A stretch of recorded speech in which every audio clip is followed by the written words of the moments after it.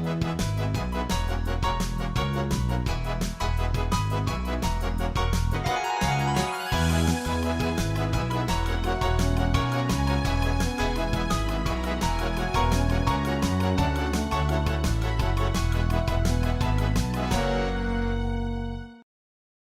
I'm Dr. Scott Hannon, Superintendent of Winona Area Public Schools, and you're watching Making the Grade. It's really a great pleasure today to have three young students from Winona Senior High School with me. They're foreign exchange students from several different countries, and I'd like to introduce on your right, my left, Charlene Ho, and Davide Asnaghi, and Livia Buchel. And welcome to the show. Thank you. Thanks. Well, so maybe now you can tell me your name and how you really pronounce it, and then what country you're from. Charlene? My name is Charlene O, and I'm from Belgium. Okay. I'm Davide Asnaghi, and I forgot how to pronounce my last name correctly, but I'm from Italy. My name is Livia Buchel, and I'm from Switzerland. So as you can tell, I stumbled over their names a little bit, and that's the way it is when you have some folks from a different country, have different culture, different pronunciation, and your language is certainly different than it is in America. But welcome to the program. Thank you. So how did you decide to take this adventure as a foreign exchange student? So what prompted you? What was the interest? I wanted to come here because I wanted to learn a different language, which is English, yeah. And I also wanted to discover, new cultures and to meet new people. Yeah. Okay. The main reason I decided to go on exchange is because I would like to study here. I would like to be admitted in one of your college, and I am taking the SATs right now to be able to do so. And I think this was the main reason that pushed me toward an exchange program. Very good. I don't know, for me it's like since I'm middle school, America was just like always this dream and this like unknown country at the other side of the ocean, and I just wanted to discover it, I guess, and experience how it's to live over here. So what surprised you the most, Livia? I'd say how cold it is, no. Well, we're all saying that this winter. No, just kidding. I'd say how nice the people are. Like, everybody's so nice and open, and you just can go to a grocery store and like people start talking to you, and I met so many like people with interesting backgrounds and stuff. So yeah, I'd say that's the best thing.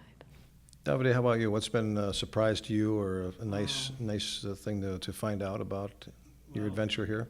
Definitely how much food can be put on a stick. On a stick? Yeah, and that was from the Minnesota State Fair. That was pretty interesting, actually. No, I would definitely tell the culture. It's not that different from Europe, since they are both developed countries.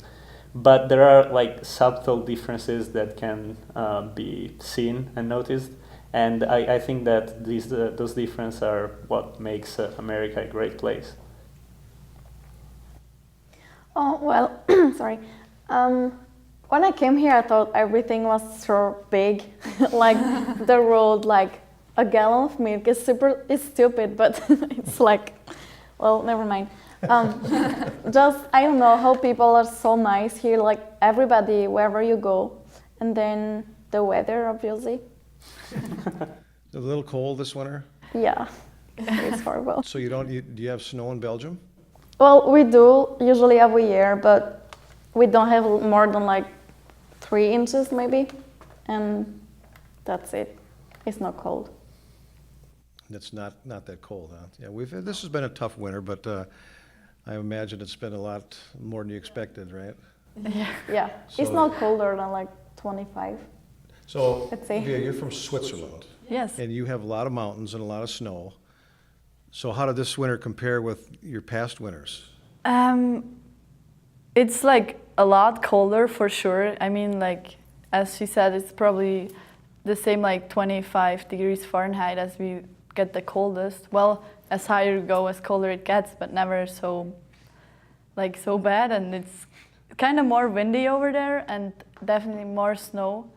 but sometimes it doesn't stay as it stays here. So it's like you get a lot of snow one week, and then the week after it's kind of gone. In like down the valley and up there we have like snow all the winter months. What's the altitude at where you live? Is it higher up than from sea level than Winona is? Yeah, it's higher. So your weather might be classed more like a Colorado type weather. Where Yes. Yeah. it snows a lot, and because you're higher altitude, the sun's stronger and melts it away. Yeah, and windy and stuff. So yeah. And Davide, Italy, we always think of Italy as being warm, and it's all the ruins and all that sort of stuff, and going on a gondola down in Venice, and so snow, cold weather. I had forgotten how grass looked like, and last week it was great because I've seen green again after months. No, we generally have snow, but it's only for a couple of days, and at the place where I live never gets below 32. So the -40 of this winter caught me slightly unprepared. Yeah, I would say so. Well, how long are you folks planning on being in Winona? You apparently came a week or two before school year started, but what's the length of your stay then with us? I and Charlene will stay until July, since we are in the same exchange program. Hopefully being able to see the 4th of July, which they told me it's amazing. Very good, yeah. I will leave 2 days after graduation, which is the 8th of June. So it's coming up soon. You have, what's your family like back in your home country? Charlene, what's brothers, sisters? Oh, well, yeah, I have 2 brothers, older, so I'm the youngest, and I also have 2 stepsisters, older too. Okay. Yep. Davide? I do have one brother. He is younger than me and probably funnier. And that's it. My immediate family, if it ends there. Okay, Olivia? I just have one brother too. He's younger and he'll be 15 in June. So yeah. Okay, very good. So you're all here, and you're not living at the Holiday Inn. You're living with a host family. And could you tell me who your host family is, and how's that been going? My first host family was the Sims? Terry and Dean Sim. And after 4 months, I switched because it's with Rotary. You switch 3 times. And now I'm living with the John's Road. John's Root family, yes. And it's really good. I like both. Very good. Yeah. Very good. Perfect. Davide? I stayed with Donald Saliards for the first 3 months of my exchange. Okay. And I switched later to Charlene's former host family. And right now I'm staying with them. Okay. I will switch on this coming Saturday though. Okay. Going for my 3rd host family. Okay. Olivia? I don't have quite the same exchange program, so I'll stay with one family all year. And my family are Christina and Troy Baumgartner, and I have host siblings called Shelby and Carter, which are at the Winona Senior High too. So. Okay. Very good. I'm sure you're looking forward to reuniting with your families at some point. But thinking about this year, and you've got a couple months left, what are some things that you think you'll miss by going back to your home country? Cold weather, right? I'm sure that. Well, I will really miss my families, like really much. And I will miss the school because it's so different. So I don't know, it's like different culture of school. And I'll miss my exchange students because I'm all the time with them. We miss you too. Yeah, I don't know what I'm gonna do, but I know I'll see them after. And I have to echo what Charlene is saying. I see these 3 in particular. I see them in a lot of the things that I'm at, and YMCA. They go there and work out after school many nights, and it's nice to see them working out at the Y and with other adults and other Americans and partaking in one of our places of exercise. So, Davide, what about you? You're going to go back to your family, and what are you going to miss? Yeah, I think I will miss the wonderful relationship I created this year. There are very, very nice people in Winona, especially the other kids at the high school. Especially Alexis Campos. I will miss her. Oh, yeah. Yeah, I'll miss all the friends I made here and my host family, and I guess like the Mississippi, because I really like Mississippi River Valley and like how everything looks like, and my American life and food. I guess just like everything, like my year here. Great. Has there been some things that you just like, geez, I can't believe that, or maybe dispelled some of your thoughts about coming to America? You know, and I think on a worldwide basis, sometimes we're looked at as the big bully or whatever. Have you gotten a different impression of what you thought? Well, when you hear America, you think about New York and California, all those big cities, so you don't really expect to be in a small town like here. But I think, no, I didn't really expect something, so I'm good. Yeah. I've had a very, very different perspective about the American political landscape.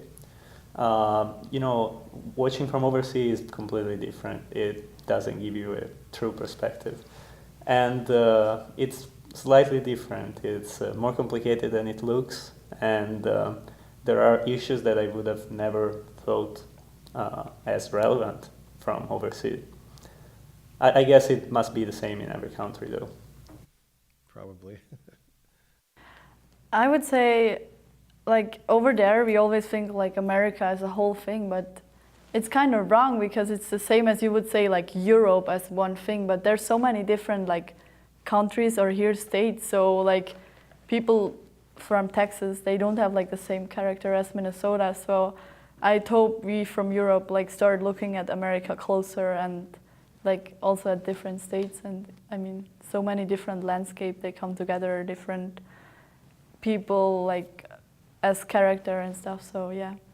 What are some things that you've taken part in at the high school that you thought were really different than what you would do back at your high school? Some things that have come up? I mean, do you have the same thing of dances and fundraisers and pep fests and all that? Oh, well, in my high school, and I think it's almost the same for them, we have 8 hours a day, and we have no sports. So if you want to do a sport, you just join a club outside of the school. And then, well, we have a lot of classes we have to take like every day in all the years of your high school, sorry. And you can't change. So you don't change like your term like you do here. And you couldn't take like a cooking or an art class or something like that. So do you think that's a good thing or not a good thing? Well, for an exchange year, it's perfect. But I don't know, it's different. Yeah, I think that the American high school has a much closer relationship between students and professors, and in general in the high school itself. The possibility to do sport is just fantastic. In the high school, it creates a very strong bond with other students, and the dances are a lot of fun. we don't have them in Italy at all. So yeah, I think this was a lot of fun for me. You don't have prom? Huh? Also. I'd say that. No. Well, at my school, let's say what's different is that we have a week planner, so like subjects are just the same like every week, I'd say, and here you have like your day and it's just the same for like those 3 months till you change term. That's what's different. Also, like as they say, sport, and we don't have that many dances, but we have prom. So yeah, and also music, I'm in band here and I have it every day, and that's really nice because otherwise I'm in orchestras besides school, which like take time, and so here I can just do what I really like at school, so that's really nice. So without putting your own country on the spot or your own school, do you like the way we're educating as compared to what you are in your country, or do you think there's maybe good things in both? Well, personally, I think that the educational way is much more interesting in the United States. The fact that you use so many technologies and the one-to-one relationship between professors and student is very, very good. The environment is also great. I mean, people are not afraid of teachers. They can ask for help, This is not possible in Italy. Lectures are much more interactive. We only do, lectures with a professor talking and a class listening, which is quite boring. The only, I wouldn't call it problem, but relevant difference I have noticed is that your scientific program might be a little bit less demanding than European one. But this is absolutely not from a professional point of view for the professor. It's just like the topic covered, and it's probably or partially due to the fact that you only study the last 2 years of applied sciences like physics and biology, while we are forced to take 5 years of them. Okay, That was the only relevant difference I've noticed. very good. Charlene? Or Linda? Well, yeah, I would say there's good things and bad things in both of them. Like Davide said, here it's like you would take like a science class or a math class just a term. So I don't know, I would forget everything. In Belgium, I just have the classes with the whole year, so I think that's kind of better. But then, yeah, the relationship between the students and the teachers I think it's better here because you get closer to the teachers and you can really ask for help if you need to. Yeah, it's different.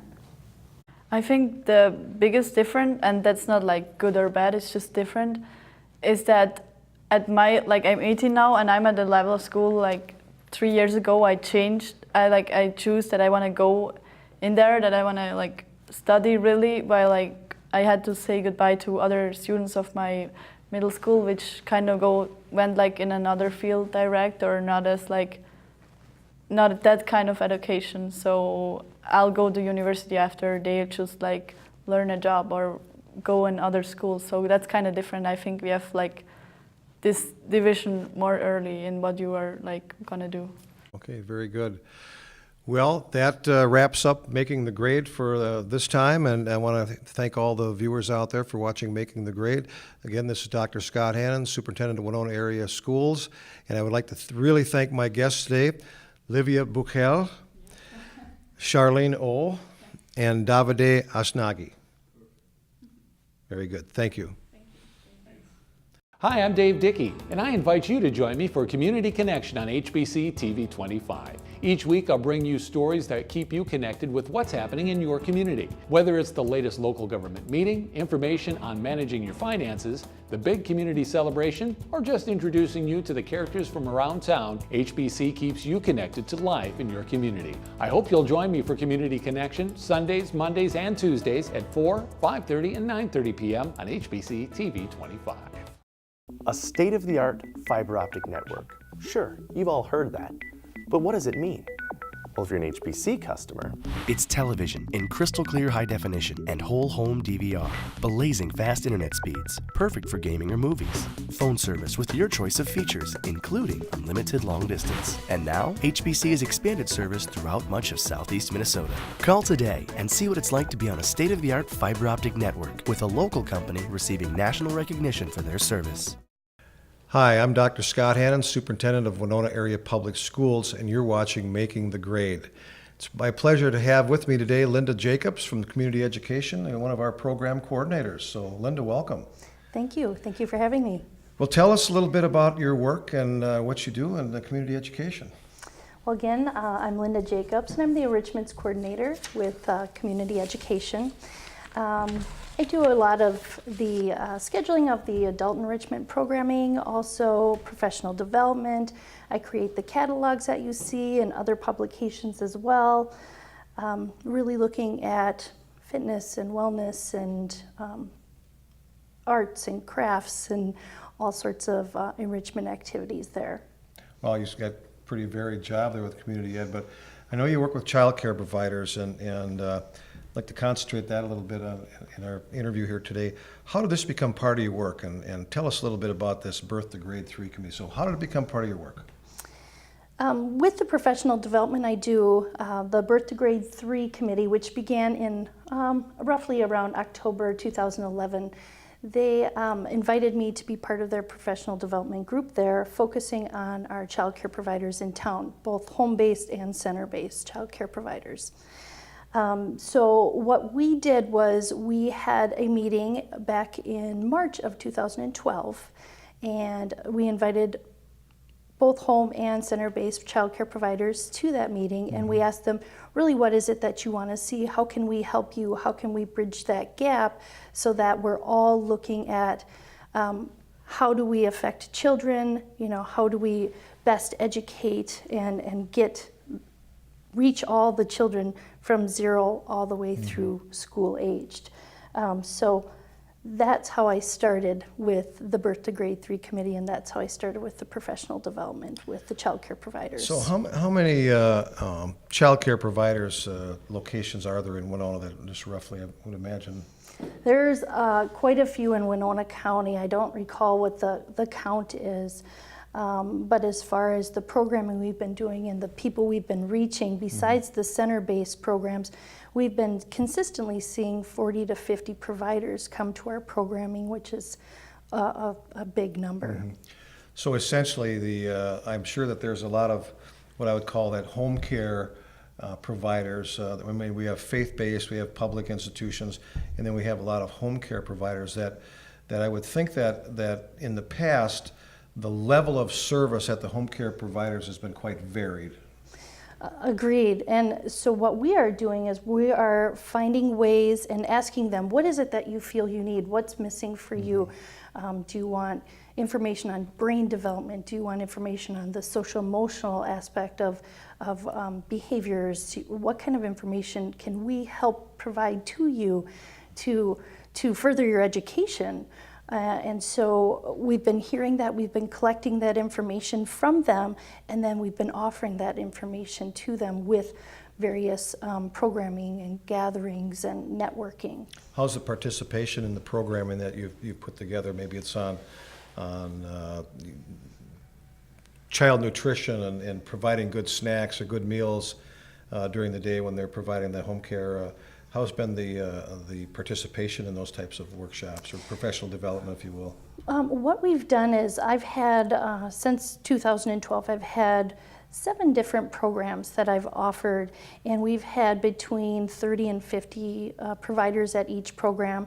We reach out to people in Winona, people in St. Charles, really the whole Winona County, whoever can make it that day.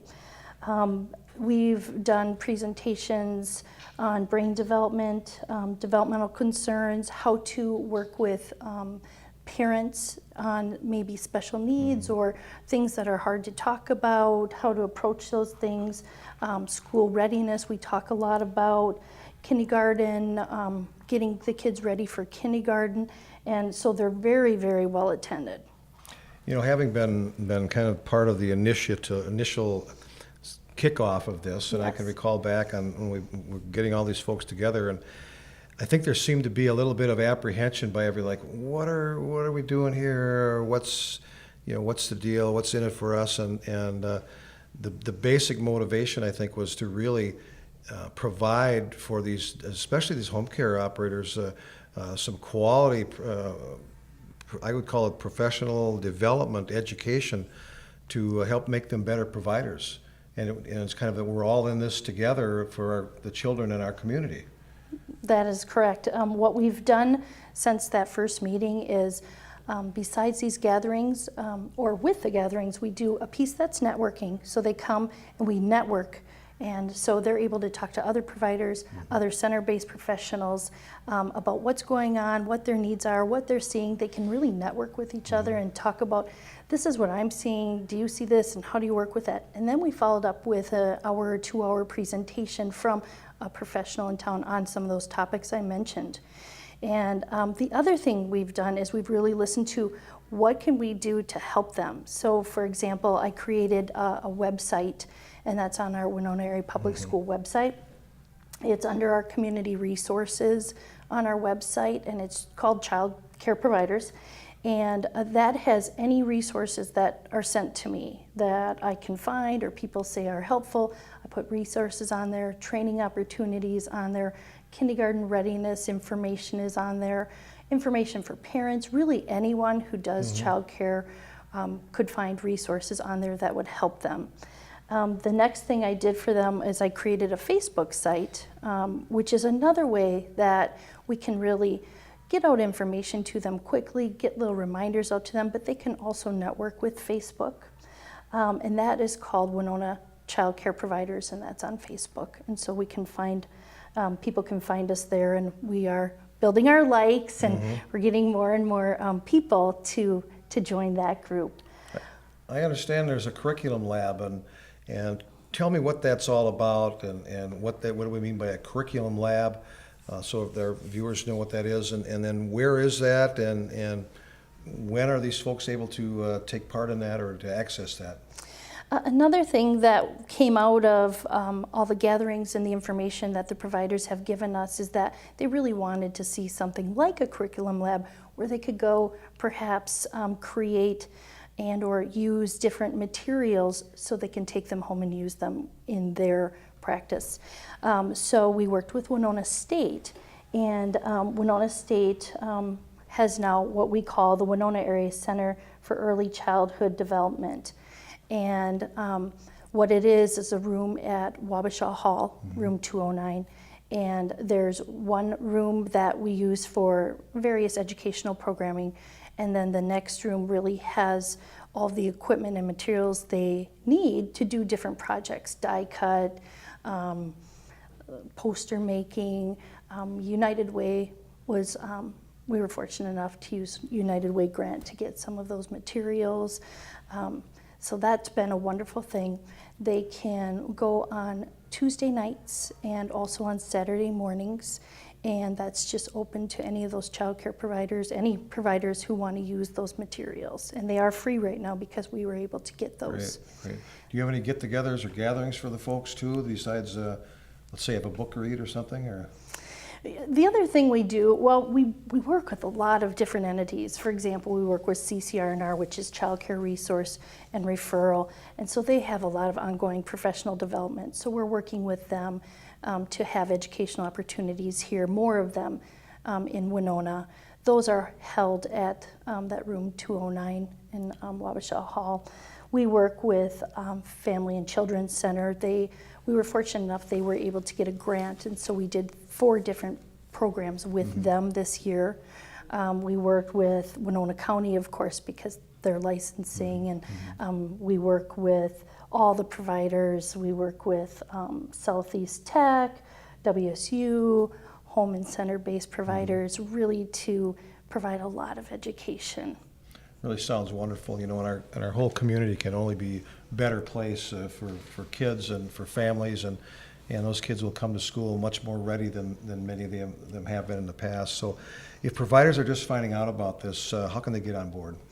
They can certainly contact me at Community Education. They can go to our website. All of our information is on the website. Okay. They could certainly like us on Facebook, or they can email me as well. And you know, even just calling Community Education, yeah, they can get a hold of me that way.